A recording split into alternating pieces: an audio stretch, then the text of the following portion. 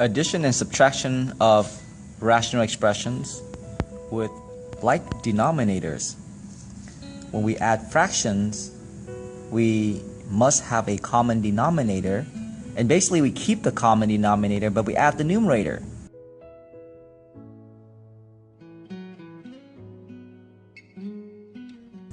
So look and see the fact that the denominators for the first fraction and the second fraction are C, and it's kept, but the numerator are added to give you A plus B. Same thing we do the same thing when we subtract two fractions. We also keep the common denominator, but we subtract the numerator. So keep that idea in mind as we do the same thing to rational expressions with common denominators. So if you look at the first problem, you have two fractions that we're trying to add here, and the fact that they have a common denominator, so what we do is we keep it and then we add the numerator. So we take 3 plus x plus 4, and then we simplify that into 3 plus 4 is 7, so 7 plus x over x. Subtracting two fractions, if they have a common denominator, then we may proceed and we keep the common denominator but we subtract the numerator. Now you need to be careful because the fact that you have a binomial in the second fraction means that you need to put a parentheses around both of them and then distribute the minus sign before you can actually simplify it. So we got 4x plus 5, and then distribute the minus sign, that brings it to minus x plus 2 over x plus 3, and then we just kind of simplify the numerator. So 4x take away x, that gives us 3x, and then 5 plus 2, that makes it 7. So there you go. Okay, so adding and subtracting with common denominator is a pretty straightforward task. The only thing you have to be careful of is when you see a binomial, make sure you distribute the minus sign before you proceed. What we care about is how to add and subtract when they have different denominators. So when they do, the first thing we have to do is have to find a common denominator for two denominators. As you can see, the denominator is different, so the first thing we do is we find a common denominator. And the common denominator is basically is x squared. So once we found the common denominator to be x squared, then what we do is we rewrite the second fraction so that it has a denominator of x squared. 6 over x squared. I would need to multiply the bottom by an x to generate an x squared, and if I multiply the bottom by an x, I also need to multiply the top by an x to get an x squared.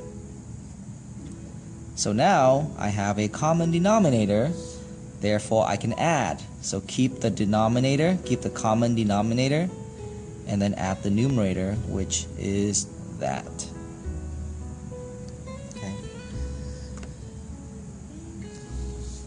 Subtract. When we subtract, we also need a common denominator, so that's the first thing we're going to do. The common denominator. Now the common denominator might be something that's hard for you to find, so let me show you how to find a common denominator. So what you do is you take the denominator, which happens to be 9, and the second one happens to be 3x, and what you do is you write down all the prime factors of 9. So 9 is really 3 times 3, and then 3x is 3 times x. And what you do to keep the common denominator is you first highlight what they have in common.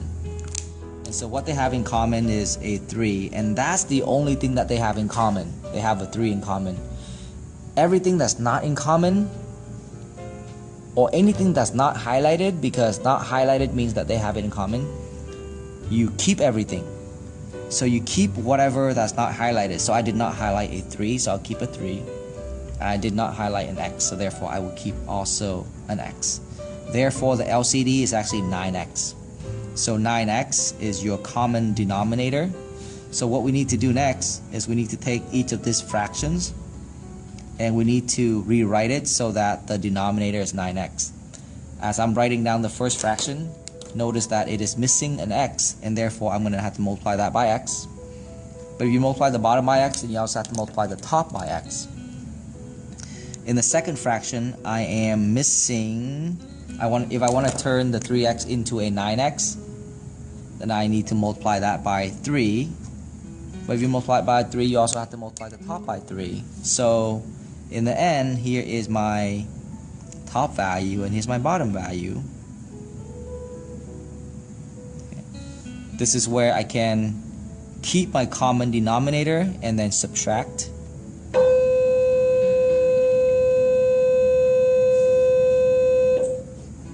I'm done. I have subtracted these two fractions and they happen to be 4x minus 18 over 9, and these can't be simplified, so therefore I am done. I'm going to get extra sheet of paper so that I can show you the last problem.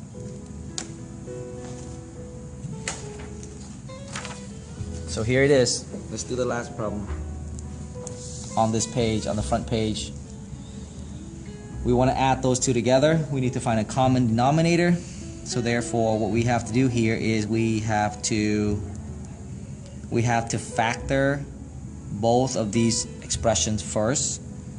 This gives us x plus 2 followed by x plus 3, and then 5x plus 6 followed by x plus 3, and then x plus 1. Okay, so I factor both of these, and now I go ahead and I try to find a common denominator. Okay, so how do we do it? How do we find a common denominator? Well, what we do is we take the two factored expressions, which are, so let me copy down the original denominator, which is x squared plus 5x plus 6, and that was factored into x plus 2, x plus 3. The second is x squared plus 4x plus 3, and that's factored into x plus 3 and then x plus 1. So then you start by highlighting what they have in common, and they have an x plus 3 in common. So whatever you highlighted, just copy it down once. So x plus 3 was highlighted, and anything that's not highlighted, you copy those all down. So technically, all these three things, all these three expressions represent the common denominator. And to make this problem easier, instead of copying down the problem again, is you go back to the first expression and you ask yourself, what is missing to make this the LCD? And it turns out that it is missing an x plus 1. So you go and you multiply the denominator by x plus 1, but that also means that you have to multiply the top by x plus 1. Same thing, you ask yourself, what is missing in the second expression? And it is missing an x plus 2. So then you multiply that by x plus 2, and then you also multiply that by x plus 2. Okay, put a parentheses around here, like that. So now let's see what we have. Well, the denominator is the same for both fractions. So down here, we're only going to copy it down here. We're only going to copy it down once, because that's what you do when you have a common denominator. So here is the common denominator for the two expressions, and we're going to add the top. So take the top and put it down here. So the top is x minus 4, x plus 1, plus 5x plus 6 followed by x plus 2. Now what we need to do is we need to multiply these out so that we can combine like terms.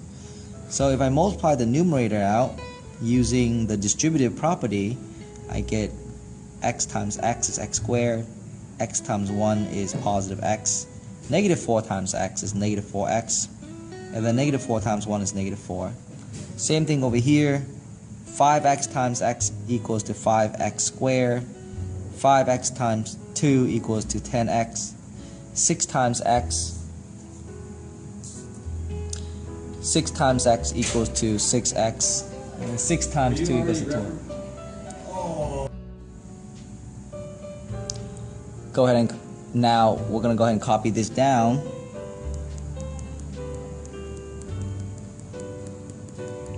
And then let's simplify and let's cross out and let's combine common terms.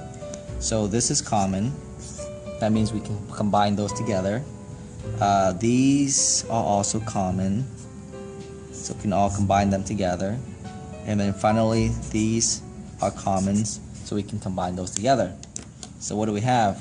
We have x squared plus 5x squared. That makes it 6x squared. This is negative 3x. This is 16x. So technically you have a positive 13x. And then negative 4 plus 12, that becomes 8. And then you have x plus 2, x plus 1, x plus 3 down here. And that should be your answer for that last problem, which is number 5. Let's get you some more practice problems so that you would be good at this. So here's our denominator. Now notice that the second denominator is somewhat similar to the first denominator, and it turns out that they are. So the trick here is to pull out a negative 1. So keep the first denominator, keep the first fraction the same, but I'm going to pull out a negative 1. So if I pull out negative 1, then the interior becomes that, and that means that it looks exactly the same as the first denominator, which means that they have a common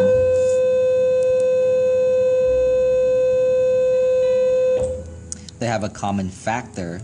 So now, because what happens when you pull out a negative 1 is now you have 2 negative, so it turns it into a positive. But the good news is that the denominators is now common, and therefore you don't have to find a common denominator. You just have to keep it and then add the top. So that's what you get. Now you have to be careful because a lot of times you are able to simplify it a little bit more. The denominator is actually differences of squares, so therefore it can be factored into x plus 4 followed by x minus 4. They cancel out. That leaves us with 1 over x minus 4. Okay. Alright, this is a long problem, and this is our last problem for this section. So as you can see, there's a lot of things going on here, but let's take a different approach to this problem. 1 over x minus 4 minus x over x plus 3, and then plus x squared plus 6. I'm going to factor this, and that factored into x minus 4, x plus 3. Now the cool thing is x minus 4 and x plus 3 really is the common denominator, and the way how we kind of fill in this gap to find so that all of these are represented using the common denominator is we ask ourselves what is missing from the common denominator, and it turns out that the middle term is missing an x minus 4. So x minus 4. Okay. So you do x minus 4 to top and bottom. Over here you have x plus 3, and you also have an x plus 3 here. So now what happens here is in the first fraction you have an x plus 3 with a common denominator. In the second fraction we distribute the x squared, we distribute the x, and that gives us an x squared minus 4x followed by an x squared plus 6. And these quotes represent the common denominator. I just don't want to copy it down just because it's too much. So what we do is we combine them together. So x plus 3. Now this one is a little tricky because there are two terms. Put a parentheses around them and then distribute the minus sign. So that becomes minus x squared plus 4x, and then x squared plus 6 all over the common denominator. Now you combine like terms. So if you look carefully, these two terms are opposite from each other, and they're going to disappear. and then these two terms can be combined and that becomes 5, and then finally this can be combined and that becomes 9. So here's what we have 4x plus x, that should be 5x, and then these two cancels out already. 3 plus 6, that gives us 9, and then it's all over the common denominator, which is x minus 4, x plus 3. So x minus 4, and then x plus 3.